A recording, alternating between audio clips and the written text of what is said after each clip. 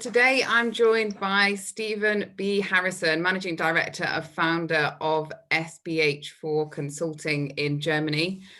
Stephen has been working in the space of hydrogen and various other gases for over 30 years. And as such, I think it's safe to say he's an expert in the field. So if we kick off today talking about hydrogen, and if you want to give us a bit of insight into the space, where you fit into that, and what the future looks like. Thanks, Jenny. Pleasure to talk with you. I sometimes describe hydrogen as being at the crossroads when it comes to clean energy. We can produce it on the one hand in so many different ways, and we can use it on the other hand in so many different ways. Everything flows through hydrogen. We have to remember, hydrogen doesn't occur naturally. We need to make it from something else. We can make it from natural gas, we can make it from renewable electrical power, but it is described as a secondary energy source or as an energy vector, an energy carrier. So if you can use electricity, it's better to use electricity rather than convert that to electricity to hydrogen, because every time you do an energy conversion, there are losses, and losses cost money. So what is hydrogen so good for?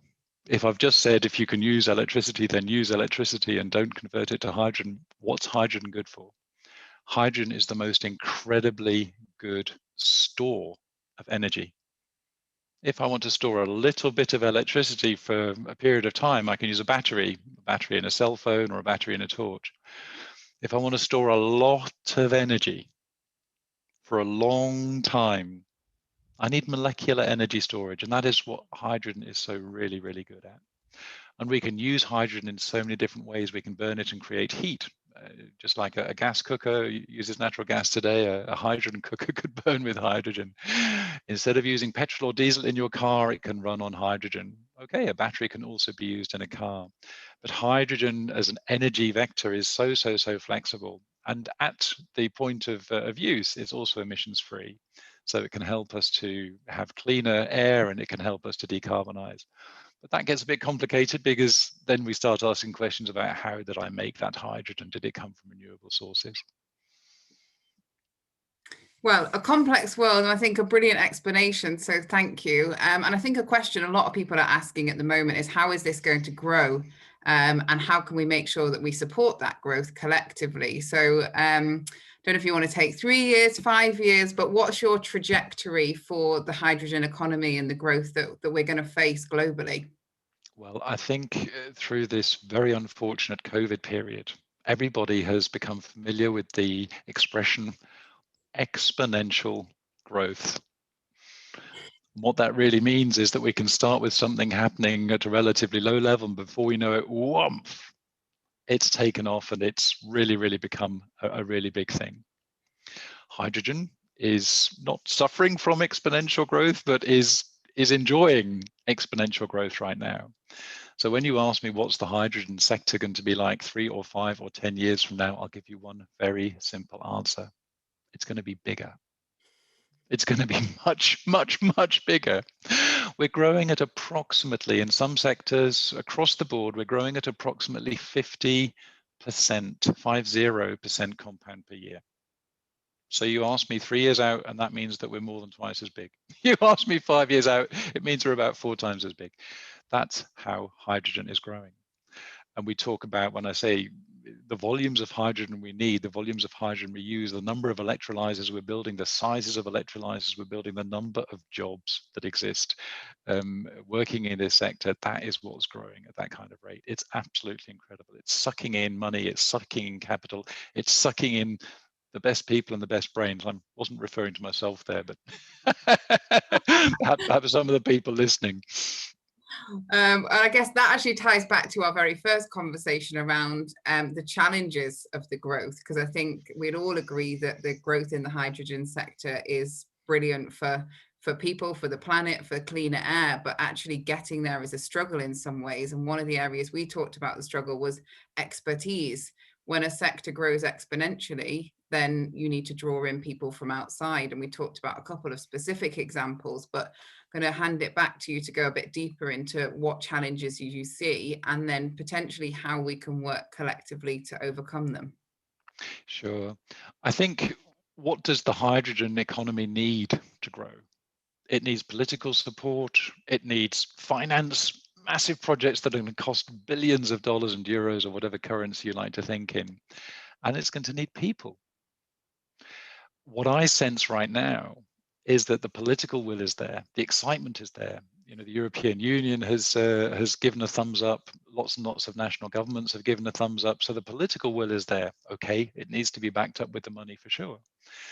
The finance community is also putting a lot of force into decarbonisation. You know, you look at some of the big leaders in finance, some of the big money managers around the world, and they're saying to companies, come on, show me your decarbonisation plans. You look at some very influential people, senior politicians, ex-politicians in the United States, some very, very big names. I'm sure you know who I'm talking about. They've all written great books about climate change and how hydrogen's really going to help.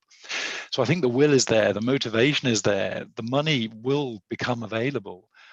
I'll tell you what, it's holding us back in some places right now. It's simply a lack of people, a lack of skilled people with the right expertise, with the right experience. And experience doesn't come overnight, but skills and education and relevant qualifications from adjacent sectors, that's what we can bring in and skill people up so that they're ready to work in the hydrogen economy. And on that, obviously, that's a topic close to my own heart. But as someone that's sitting right front and center in the hydrogen space, what would be your message to those people who are sat in an adjacent sector, who are enjoying their job, but perhaps not being part of the race to net zero, the decarbonisation strategy that you're pushing? I would say to anybody, do what you enjoy in life. You know, do what you have a passion for, do what drives you and what motivates you. And if you are genuinely, if you find your purpose to be, you know, saving the planet, as I think around about 4 billion inhabitants of this earth would probably define as something they want to do, then why not, you know, give it a try. But I've got to say, yes, there's a huge, huge, huge influx of people, and a huge influx of people will be needed, but it's a really exciting area to get into, and there's a lot of people wanting to come through that door. So on the one hand, it's a big door and lots of people need to run through it, but you're not alone. And try and think about what skills have you got that could be transferable to come into hydrogen. And if you haven't got them, well, do you know what? Take a bit of time out and try and get them. You might not get them, you might not land that job first of all, but, you know, take a few months out, research, study, try and get involved in some pro bono projects or whatever it is that you can do to get some things onto your CV that say hydrogen. And then, do you know what? When you're applying for that job, you know, you're not starting from zero. Brilliant. I think quite a few people will be pondering this now, and you've given them some food for thought. So which sectors in particular, which adjacent sectors do you feel like are an obvious fit for people moving into hydrogen? Okay, well, hydrogen is an energy gas. So if you're coming from the energy sector, that can't be bad. If you've had some experience with gas or natural gas or compressed natural gas, again, that can't be bad. Some of the systems operate at extremely high pressure. Sometimes we store gaseous hydrogen at 700 bar. That's 700 times more pressure than we experience as we're walking around. So if you've got anything to do with, I don't know, hydraulics, for example, or water jet cutting, high pressure technologies, then hey, maybe give high pressure hydrogen a try. Or cryogenics, if you've had some experience working with very cold fluids, CNG, LNG, things like that. Liquid hydrogen cryogenic fluid. Or if you come from the, I don't know, the oil and gas sector, again, gas processing, a lot of natural gas. Natural gas is one of the main ways to make hydrogen.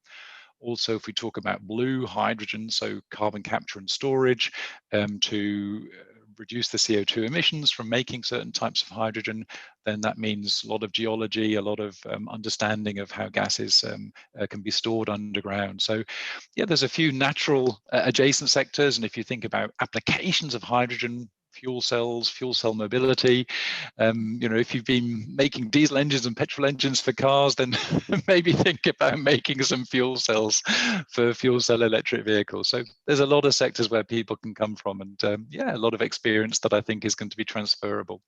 But I'll be honest with you, Jenny, some of those are technical transferable skills.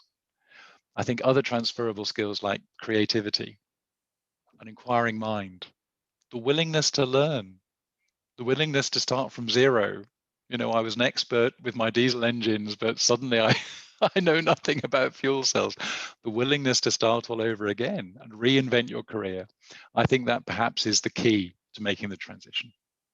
I couldn't agree more. And I think something that I've learned through my career is the highest performing companies and the highest performing teams are made up of diverse individuals from different backgrounds with different minds. So actually, I think if you have the passion and the purpose, and like you say, the willingness to learn, to retrain, and to turn your hand to something new, then actually that's probably the most important thing that a new sector needs. I would agree with you.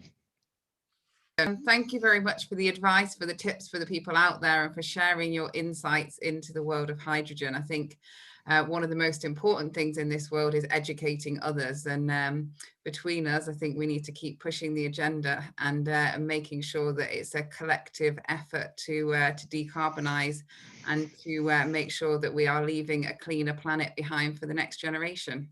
Absolutely. I've got 3 young children, and that's exactly what I want to do, to make sure that they enjoy a beautiful earth just like I have. Excellent. Well, thank you so much for joining us today, and for your time. And I look forward to seeing what's next for you. Thank you, Jenny.